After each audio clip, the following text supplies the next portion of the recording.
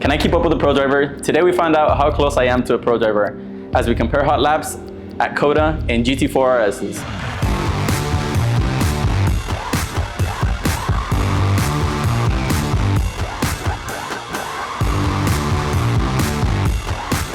What's up guys, welcome back to the channel. Our friend Barry recently let pro driver Randy Pobst drive his GT4 RS at Circuit of the Americas, and I thought it would be a good opportunity to see what he did and what we can learn from it. So today I will be comparing my fastest lap in our GT4 RS to his in Barry's GT4 RS. So let me set the stage for you. After getting our 4RS back from having a cracked strut tower, I was finally able to get it back at the track with a more aggressive alignment. My goal in mind, let's go sub 220 at COTA. While I was getting close the first day, I was not able to piece a good complete lap. Heat cycles were adding up on our tires. We parked the car overnight at heat cycle 16. I had never been this frustrated with a car, but I was back on track the next day, this time with a couple sway bar changes and a fresh mind.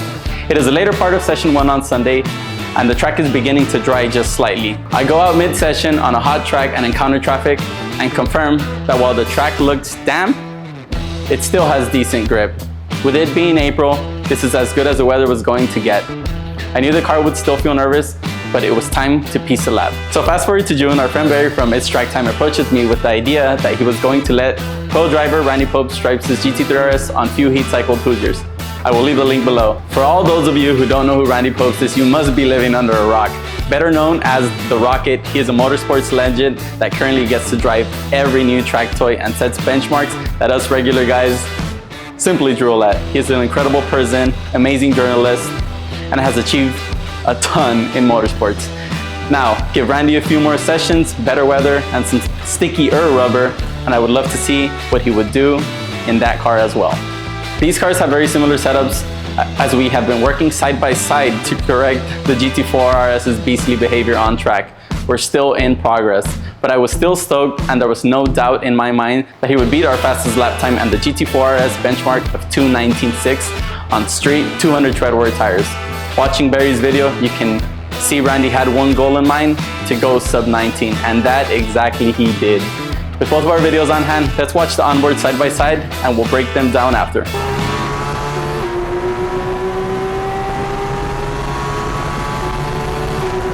So just a quick note, if you look at the timers between myself and Randy's footage, you're going to see the lap timers are off by several seconds. These two systems use different start-finish points. The lap times are still valid, and we are focused on comparing our performance at each corner of the track.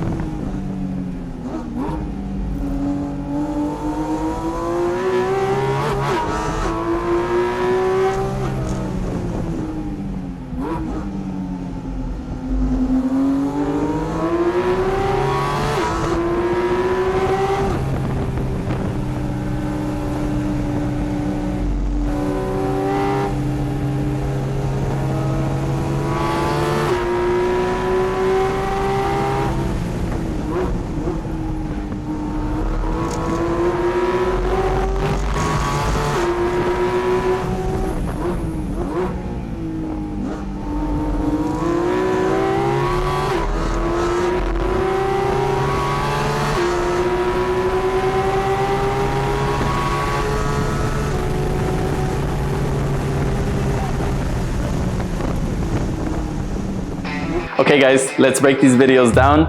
We have a front-facing camera for each of these cars, and we are starting on the exit of 20 and on the road to 1. There's a decent sized straight. Let's go! So here we are. It seems like both of the cars are on the same mile an hour. I believe we started a video a little bit further ahead, but state the obvious, he'll maybe catch up.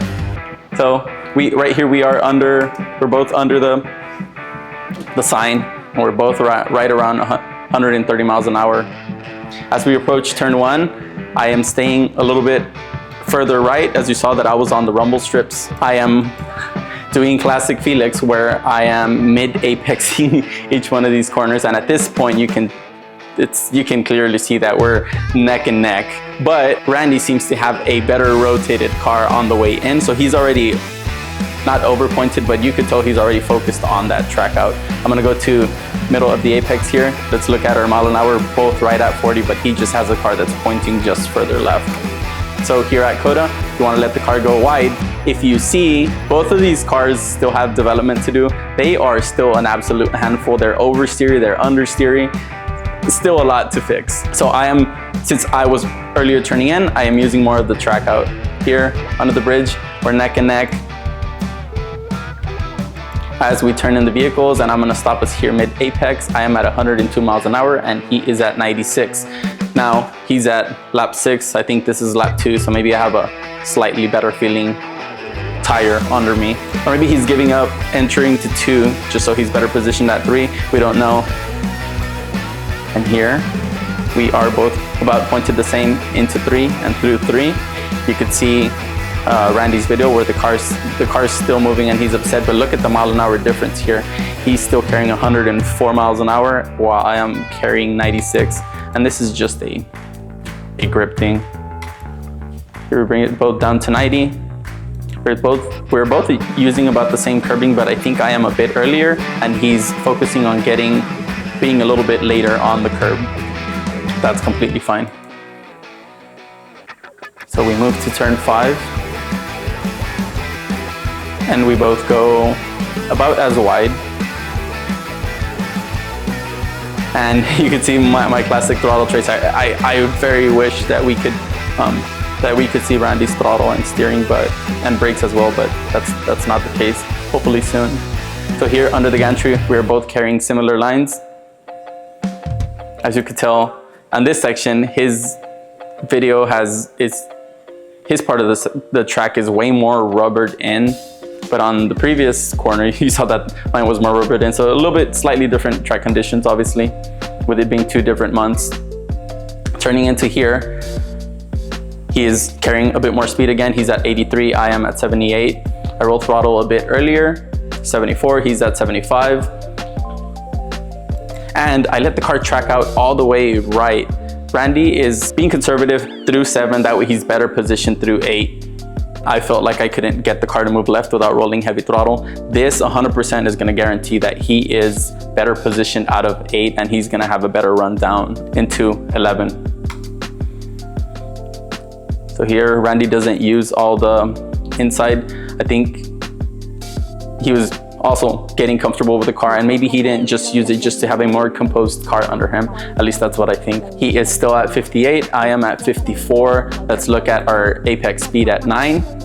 He is at 68, I am at 69. Guaranteed he's gonna have a better exit at 9 just because how better he was positioned. And let's just see at the track out of 9, see the mile an hour difference. So clearly he's at 80 miles an hour and I am at 76. These 4 mile an hour is gonna translate all the way to turn 11, which this is not a straightaway, but it has a kink that's flat, so it's technically a straightaway. Let's play all the way into 11. Mid apex speed here, let's check this out. I wish I could see his throttle, but I'm pretty positive that he's staying flat through here. I'm using less of it, he's using a little bit more, but that's probably just so he can 100% make sure that he's staying on track. So into the brakes, he was at 132, 133, 134, and my max was 132. So our driving style is probably gonna carry on until this next corner as well. As you can see, I have a lot of wheel in the car by this right here. I'm just trying to get that car to turn. That car's not too happy on the front end. Here, clear as day, he already has about 3/4 of a car length on us, and probably has a better positioned car on the way out. But let's see how we do on the track out. He is using a lot of the track out, and that's completely fine. So look at the miles an hour. He's at 59, I am at 55. This should translate all the way to the back.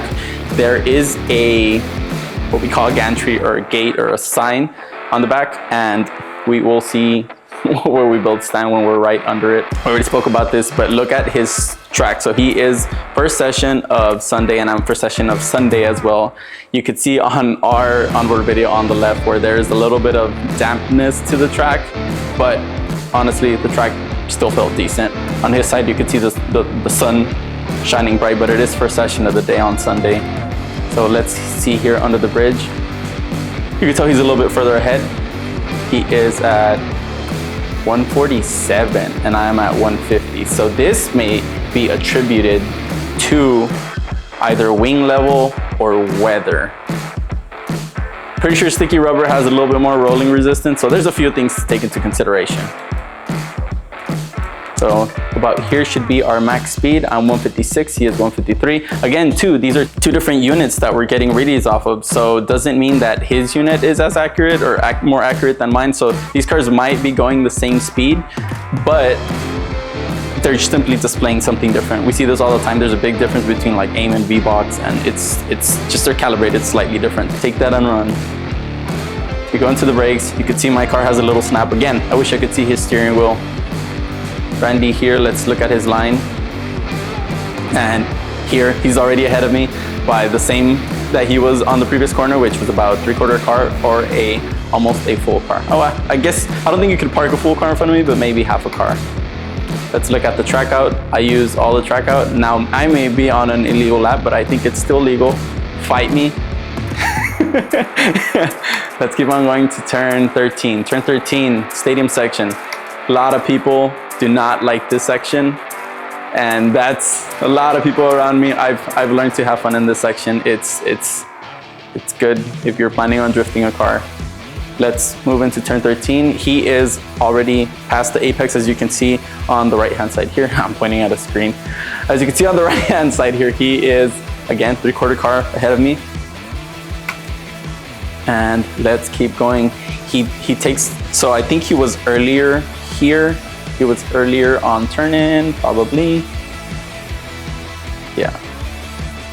Yeah, so he turned in slightly earlier. That's why he finds himself using more track on the way out. That's okay. Maybe if I send him my video, he can learn a little bit from it. I'm kidding, Randy. So let's keep going. 13, 14. His line is great though, so he kind of triangles it in, sends it in, and then over rotates the car and then shoots it out. That's Formula One driver type of driving style. It's absolutely crazy. So I am way further left. So now I find myself pinched on the way in. Here he does something super interesting. And again, I wish I could see his steering wheel, but he's turning the car, and you can see here where he adds additional wheel here, right? As he's braking, at the very end of his braking moment, and I think this is something that I'm gonna pocket, at the very end of his braking moment, he adds rotation to the car. Now he is very close to 15, so he's kind of pinched, but he has the car way better rotated versus me. I'm literally pointing at that outside sign, and he's pointing at the middle of the bleachers. So clear as day, he has a better rotated car through here. So let's stop here at the apex, and here, this is where it's significant already. He has a full car length on me. He's at the apex. I am still a car and change from the apex. So I could literally park his car right in front of me. It'd be cool to do like the Ghost from iRacing. That'd be cool. Maybe once we both have V-Boxes in the car. And then here, the most important thing you can see from this is not the mile an hour or the line, or it's not the 8 mile an hour he has on the other line, it's the harnesses. So you can see how much G-forces are in our car, because the harnesses go. So when they're about this height, that means they're like at a G, and when they're out the window, that means that you're upside down. So we track out Randy, flirting with the track out. He's at 57, I am at 56, and let's move on to the carousel. Carousel, I was struggling so much with this car. This car just did not want to turn, but was oversteery. This is just, and Randy complained about it a lot too, that the car was super unhappy on the rear end. I have a McLaren in front of me, so I have no idea if I'm even going to be able to complete this lap. But let's compare speeds in and out. So here, Randy is way ahead of me. He is at the end of the curbing, a car and a quarter, a car and a half ahead of me. Let's just check speeds through here. He's at 83, I am at 83 on this inside. So I'm gonna be like people, let's use that porta potty on the inside as a reference. He's at 89 with the porta potty on the right, and I am at 91. And that's probably just because I entered a little bit slower, so I had more rotation in the middle.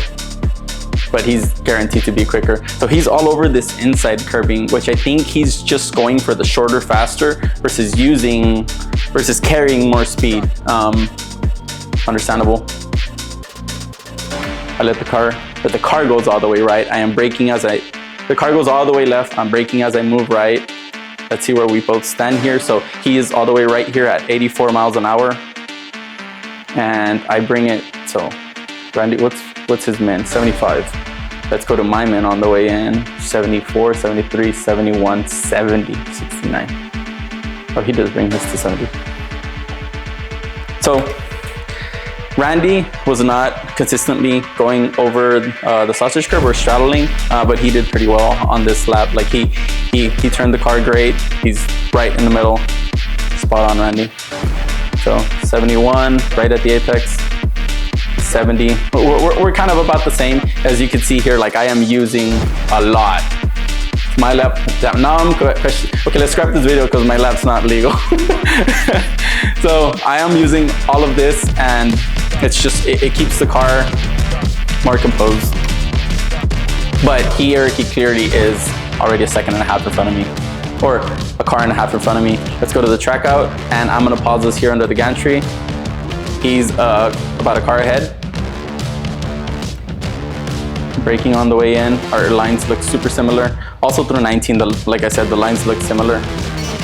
And I'm gonna turn us in here, put us both at the apex.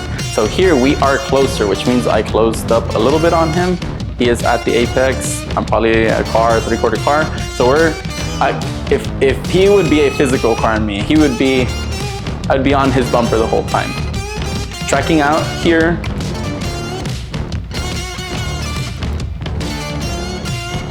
I 100% guarantee he's gonna roll better throttle just because he has a slightly better tire.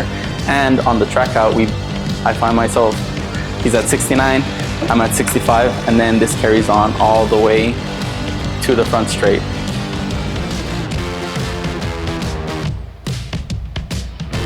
And as you can see, I was stoked. Why? Because the cars that had gone sub 20 at COTA were all GT4 RS's on Hoosiers, so I was through the moon. Randy, if you see the onboard, he was pretty happy with his 18 as well. So to summarize the comparison, you can clearly see that Randy was having better exits on every single slow speed corner, right? Because that's where you make the most time, is the slow speed corners. You could tell where he always had a better car rotated on entry and therefore a better car pointed on exit. Now, the reason it's simply my driving style. I like to make sure to get to that apex, and sometimes because of that, I will make sure to turn in a bit early. Whenever I have instructors on the right seat, they are always telling me just wait a little bit more, but sometimes I feel that if I wait too long, I am simply gonna displace that apex by half a car. I'm gonna miss that apex, and in our case, the GT4 RS with those 200 charter front tires, it was starting to become a little bit pushy, or I still didn't know where the balance was. So in my opinion, I was set on making every single apex, and I was compromising entry by turning it a little bit early, but I was 100% making every apex versus displacing each one of them. So that's where I believe Randy had the biggest hand, obviously on the high speed stuff, but at least through the carousel, he was a little bit more brave, and that's simply seat time, baby. You can't replace seat time. So for all you GT4 RS owners and enthusiasts, let me know how we should pursue the new benchmark set by Randy. It's tall in my opinion.